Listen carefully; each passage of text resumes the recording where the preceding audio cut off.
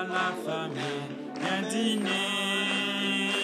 Viens dîner, le maître appelle, viens dîner. Tu peux fêter à la table tout le temps. Lui qui a nourri la foule et changea de l'eau en vin. Un appel à la famille, viens dîner. Jésus a une table où les saints de Dieu sont nourris. Il invite son peuple, lui vient dîner. Il nourrit avec la manne et pourvoit nos besoins. C'est bon de souper avec lui tout le temps. Viens dîner, le maître appelle, viens dîner. Tu peux fêter à la table tout le temps.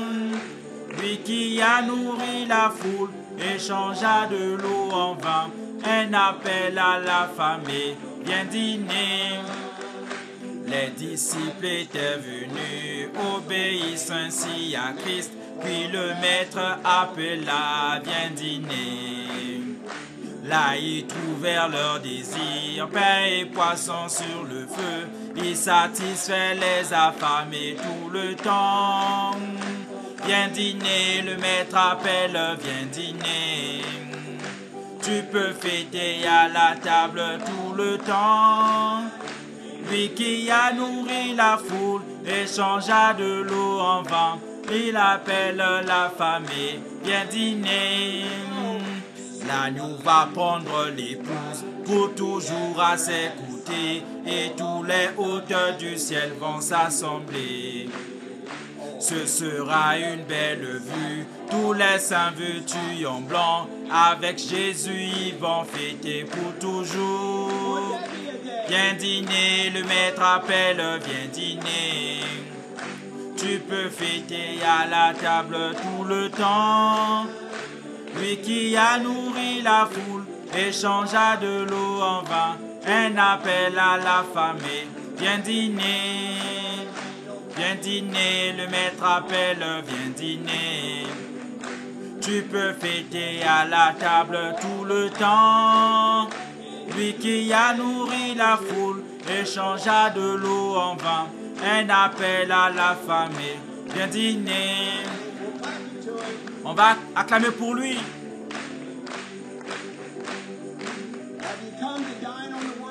Êtes-vous venu manger la parole ce soir? Attendez-vous à quelque chose de spécial du Seigneur ce soir? Une fois encore, vous êtes au bon endroit, dans la bonne église et dans la bonne atmosphère. Êtes-vous heureux ce soir?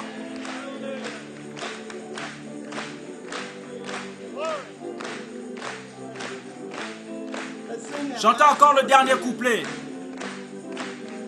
L'agneau va prendre l'épouse pour toujours à ses côtés, et tous les hôtes du ciel vont s'assembler. Ce sera une belle vue, tous les saints vêtus en blanc, avec Jésus ils vont fêter pour toujours. Viens dîner, le maître appelle, viens dîner.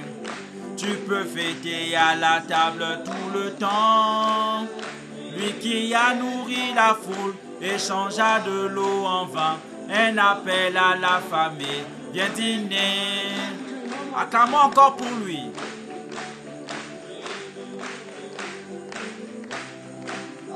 J'espère que vous avez attendu ceci toute la journée.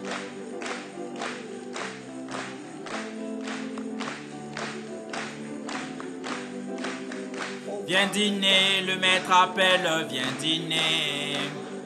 Tu peux fêter à la table tout le temps. Lui qui a nourri la foule et changea de l'eau en vin. Un appel à la famille, viens dîner. Amen.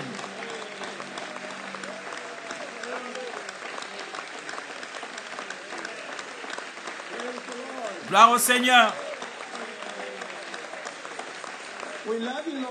Nous t'aimons, Seigneur Jésus.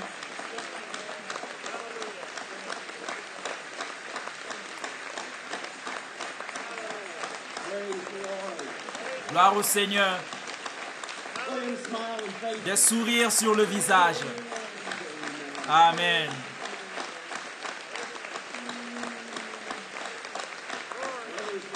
Gloire au Seigneur. Le maître appelle, viens dîner. Tu peux fêter à la table tout le temps. Lui qui a nourri la foule et changea de l'eau en vin. Un appel à la famille, viens dîner. Viens dîner, le maître appelle, viens dîner. Tu peux fêter à la table tout le temps.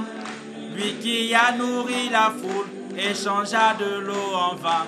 Un appel à la famille, viens dîner. Amen. Merci Seigneur. Gloire au nom du Seigneur. Amen. Vous pouvez vous asseoir. Gloire au nom du Seigneur. Êtes-vous bien portant et heureux ce soir? Heureux d'être dans la maison du Seigneur? Vous l'êtes. Vous m'avez déjà dit que vous vous attendiez à de grandes choses du Seigneur ce soir. Eh bien, gloire au Seigneur. C'est le cas pour moi. Je suis excité et reconnaissant d'être ici. Je remercie le Seigneur pour le temps merveilleux qu'il nous a donné. Les messages qu'il nous a donnés. Quelle bénédiction. Les dernières réunions ont été. Elles sont toujours bonnes, mais celle-là était très spéciale. Il a déversé ses bénédictions sur son épouse. Et je crois que cela va devenir de plus en plus grand parce que plus nous nous approchons de ce temps de la fin, plus nous devenons comme lui, plus vous ne pouvez pas trop donner au Seigneur Jésus. Il a dit qu'il est inépuisable. Inépuisable. Vous ne pouvez simplement pas trop donner. Ça continue simplement à bouillonner, à bouillonner, à bouillonner. Nous avons appris qu'il est le puits artésien. Le puits artésien frais auquel nous pouvons boire à chaque fois que nous le voulons.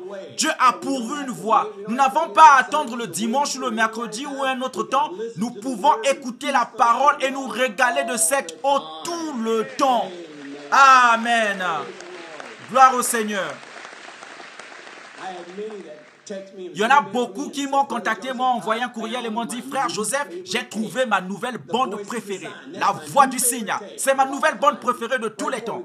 Juste avant que nous sortions pour venir au service, un des diacres est venu à la porte arrière, vous savez, et il a dit, frère Joseph, en effet, celle-ci est ma bande préférée. C'est ma bande préférée. J'ai dit, mais c'est ce que tu as dit dimanche. Et il a dit, eh bien là c'était dimanche, celle-ci c'est ce soir. Ce soir, c'est ma bande préférée de tous les temps. Mais c'est le cas pour l'épouse, c'est la voix du cygne. Nous avons les deux vu le signe et cru au signe et il dit que nous croyons aussi la voix de ce signe.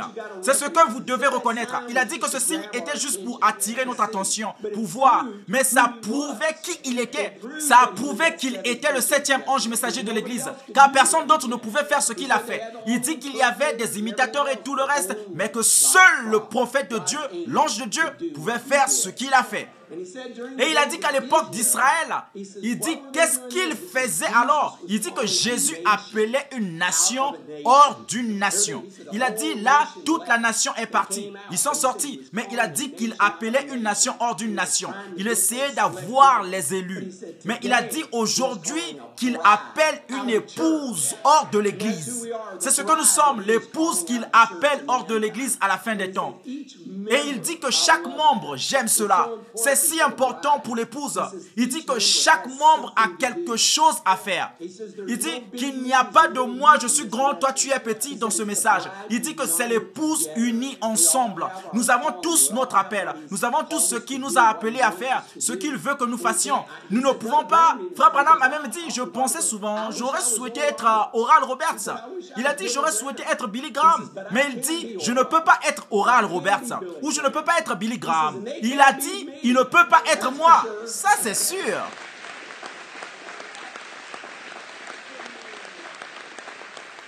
Il dit, mais chacun a sa place.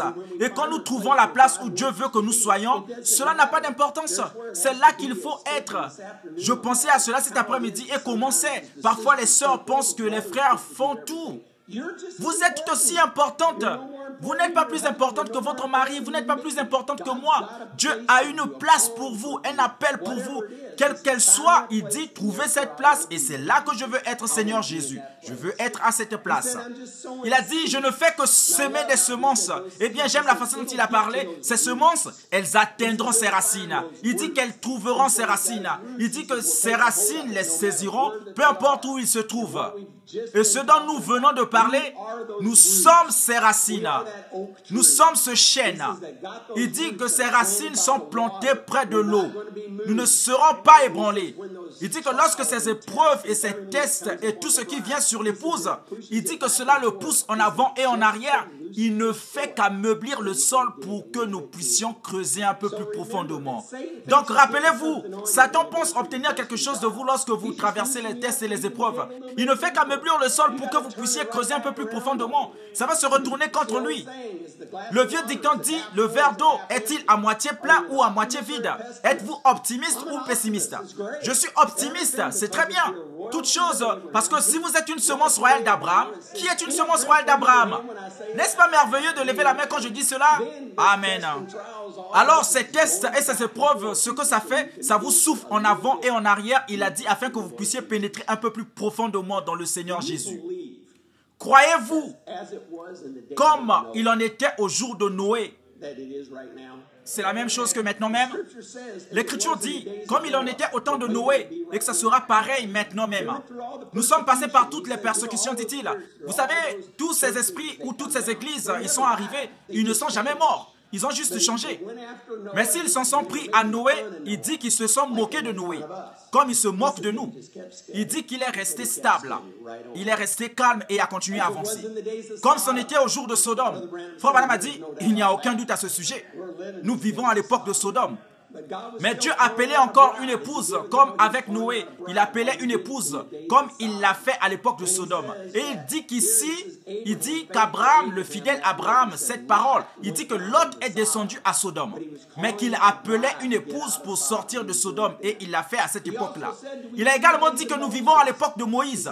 Il a dit, comme il en était au jour de Moïse, il en sera ainsi à la venue du Fils de l'homme.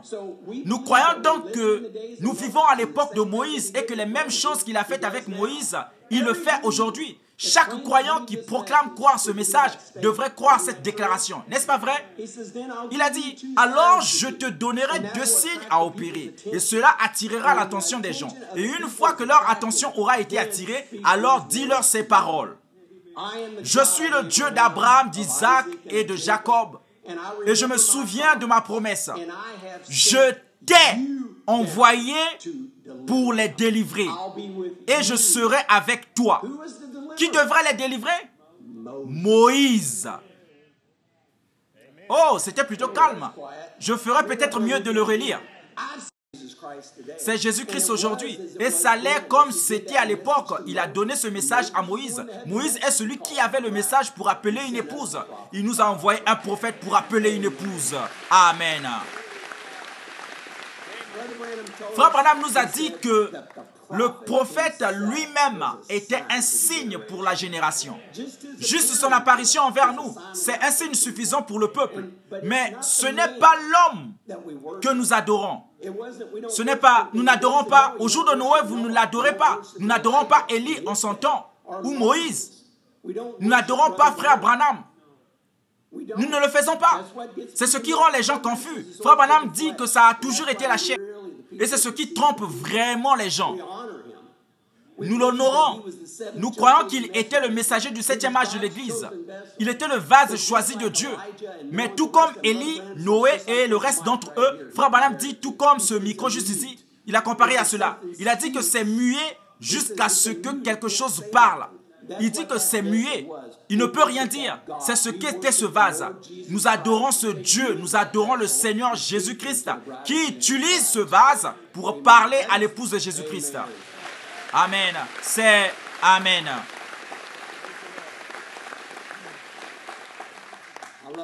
J'aime ça. Il dit, qu'est-ce qu'il fait à travers ce prophète? Il dit, c'est ce qui prépare les élus à entendre la voix de Dieu. Voilà, c'est ça le signe prophétique.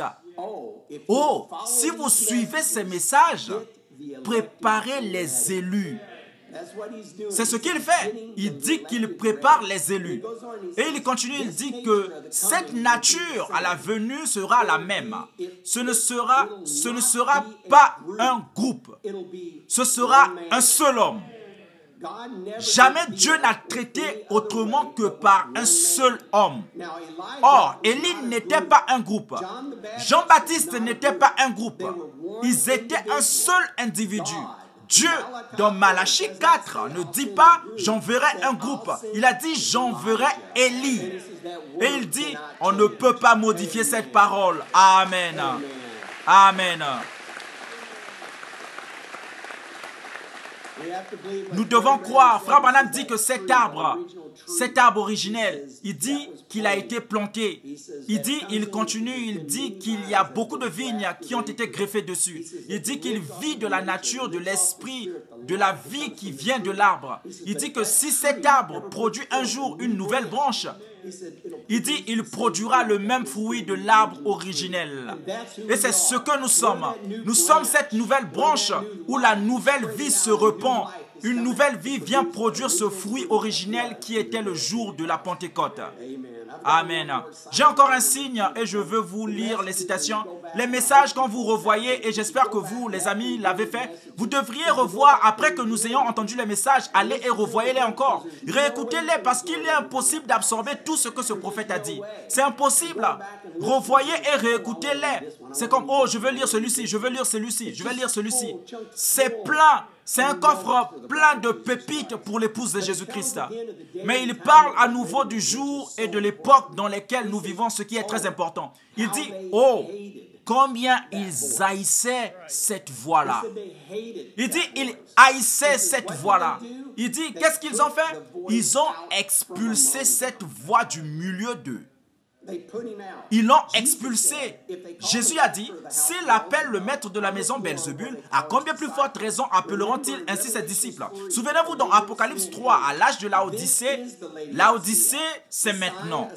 Le signe de Sodome doit venir. La voie, revenez à la parole, détournez-vous de ces credos et de ces dénominations et tournez-vous de nouveau vers la parole. Quand celle-là est venue, selon Apocalypse 3, il a été expulsé de l'église tout comme à cette époque-là. Et c'est ce qui se passe. Ils doivent ramener le prophète dans le tabernacle, le ramener dans l'église, le ramener sur leur chair. Vous devez le faire. Amen. Amen. Est-ce ce que nous croyons? Amen. Gloire au Seigneur. Vous pouvez vous asseoir. Qu'est-ce qu'ils ont dit à l'époque? Ils ont dit, nous connaissons la parole. Nous connaissons Moïse. Nous savons ce que Moïse a dit. Nous savons que c'est nous. Nous allons dire aux gens ce que Jésus a dit. Et il a dit que la parole se tenait là, juste devant eux, juste là. Et ils l'ont rejeté. Comme c'est le cas aujourd'hui. C'est la parole. Et ce n'est pas... Il a dit, c'est la voix. Tant de fois, nous avons mis l'accent sur le temps et l'époque dans lesquelles nous vivons. C'est la voix de Dieu. Nous remercions Dieu de l'avoir fait. Nous avons les messages que nous pouvons entendre et que nous croyons de tout notre cœur. Et nous croyons vraiment que ce message perfectionne l'épouse de Jésus-Christ.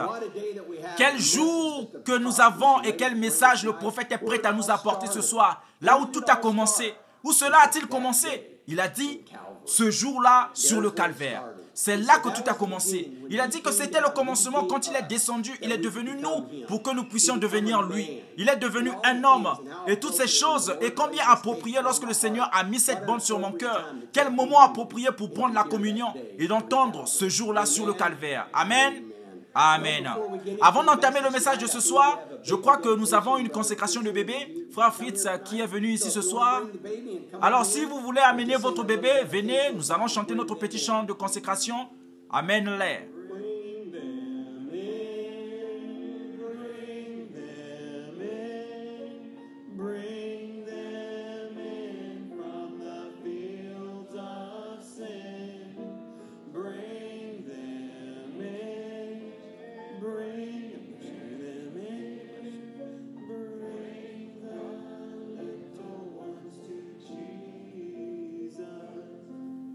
Joseph Paul. Amen. Je pensais à ceci cet après-midi. Ils ont appelé, nous allons avoir une petite consécration de bébé. Ma pensée est retournée parce que quand la sœur Émilie, elle se préparait à avoir ce bébé, et ma femme lui disait, sœur Émilie, pendant des années tu voulais avoir une petite fille, j'espère que tu auras une petite fille. J'espère que tu auras une petite fille. C'est tellement chouette. La sœur a dit, sœur Branham, ce serait génial. Mais elle a dit, tout ce que le Seigneur veut que j'ai, c'est ce que je veux. Ça m'importe peu. Alors, quand elle a eu un petit bébé, le petit Joseph, c'est arrivé, c'était un petit garçon. Sœur Valérie lui a dit, la sœur Émilie, j'aimerais vous encourager un tout petit peu. Elle a dit, je pense que de toutes les sœurs que je connaisse dans le message, tu es probablement la sœur la plus biblique que je connaisse. Elle aurait, c'est le 7e? 7 garçons. Amen.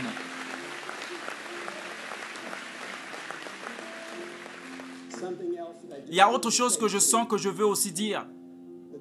C'est que cet enfant sera élevé pour aimer ce message par cette famille. Il a juste de grandes chaussures à remplir parce que ce sont vraiment des fils et des filles de Dieu qui se tiennent devant moi ici. Ils aiment ce message et ils ont élevé leurs autres garçons pour qu'ils aiment le Seigneur Jésus et aiment ce message de tout leur cœur. Courbons la tête. Père, comme nous t'aimons, comme nous te remercions cet après-midi, Seigneur, car tu es le dispensateur de tous les bons dons. Seigneur, alors que frère Paul et sœur Émilie apportent ce petit gage d'amour que tu leur as donné dans leur maison, ils apportent ce soir pour le consacrer à toi, Seigneur.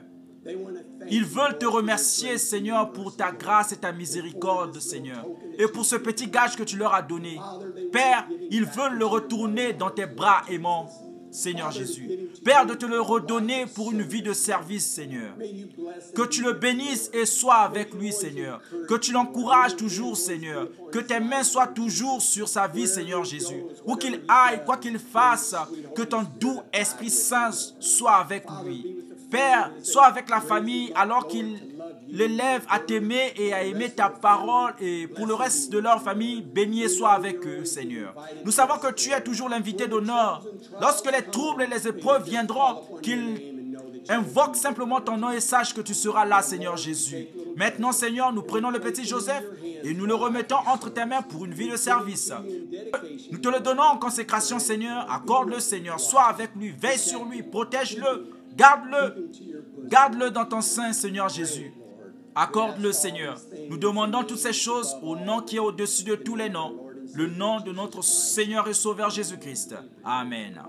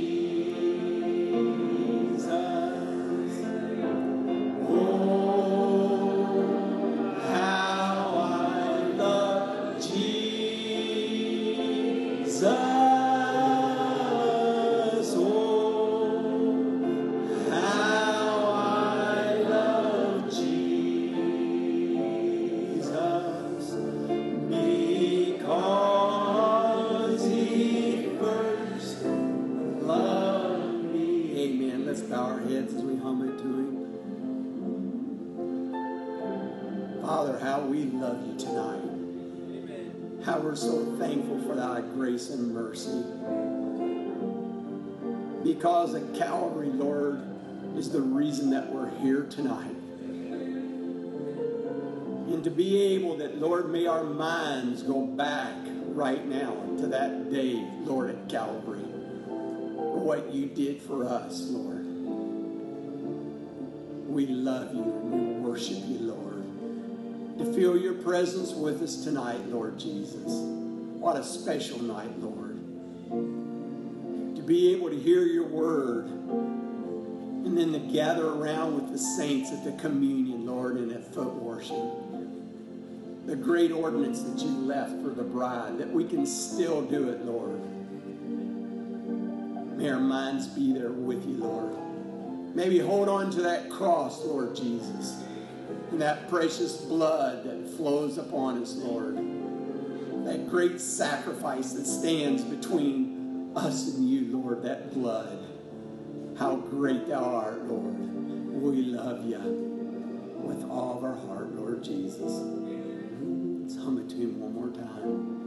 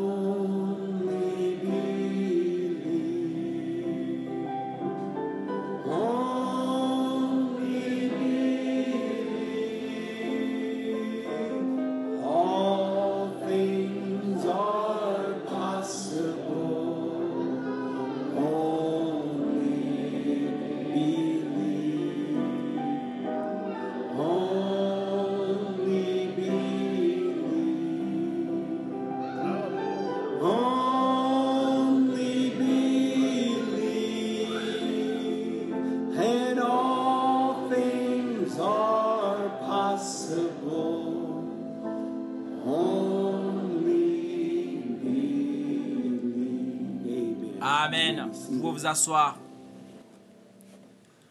Quel privilège c'est encore une fois ce soir d'inviter à la chair le prophète et messager de Dieu pour nous apporter le message ce jour-là sur le calvaire. Ce que ce jour signifie pour l'épouse de Jésus-Christ.